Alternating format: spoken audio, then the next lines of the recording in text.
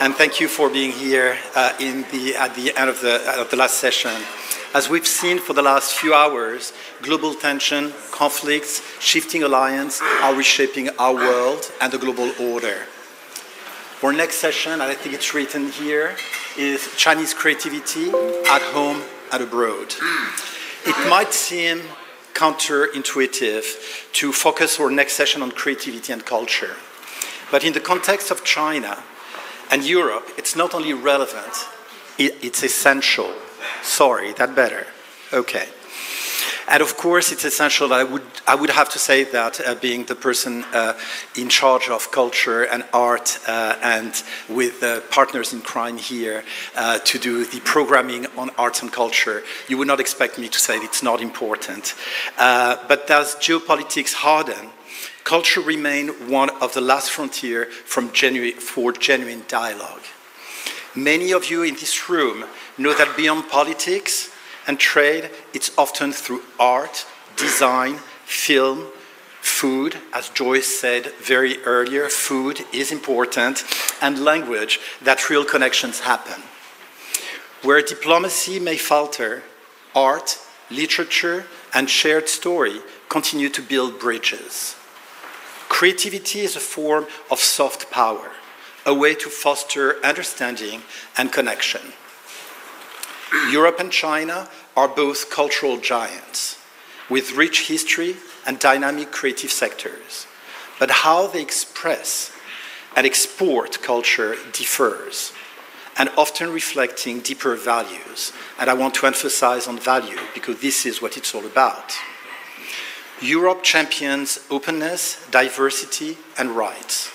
China balances heritage with state-guided modernity. This difference makes dialogue challenging, but also more important and urgent. Beyond identity, let's remember one thing. Creative industries are economic powerhouses. In both regions, they generate millions of jobs and billions in value. From fashion to film to gaming to architecture, creativity is not an expression, it's a strategy. And in today's digital world, where content is shaped with algorithm and controlled by a few platforms, cultural autonomy matters. How we tell story, who gets heard, what values are embedded in our digital space are now geopolitical questions. Lastly, creativity has a role in shaping our shared future. Shared future, which is at the core of Asia society mission and values. From climate change to social cohesion, we need imaginative thinking, narrative that moves people, not policies that just move paper. So why talk about creativity and culture now between China and Europe? Because they help us see one another more clearly, work together more effectively, and imagine futures that we might actually want to share. To run this next session, I will let the floor to two much more dynamic and young and energetic people that will run a very engaging session that will involve all of you. But before I do that, I want to apologize on one of our panelists who is gone. Qing, but it was on the original program. Qing, as many good dancers, have a back problem.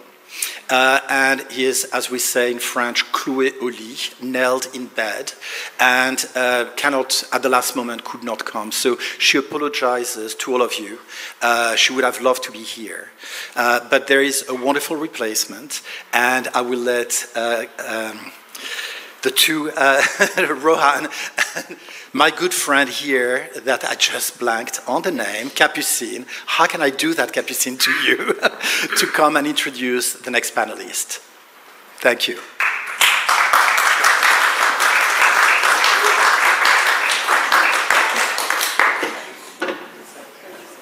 Hi, everyone. We're really far from each other. Yeah, we're far from each other now, but it will fill up. Our heart is close. Yes.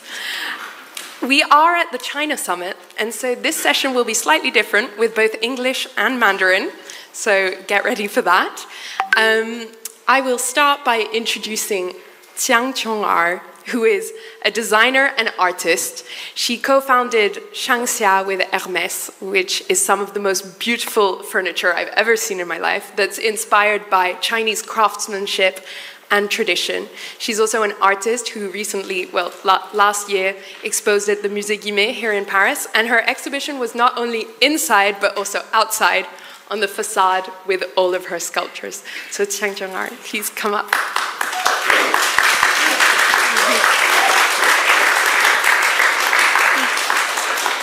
Our second speaker, Jia Jiawei, is an award-winning screenwriter. She is the screenwriter of a film that you may have heard of, A Little Red Flower, which was one of the highest-grossing films in 2020 worldwide and has been nominated for 4 major awards.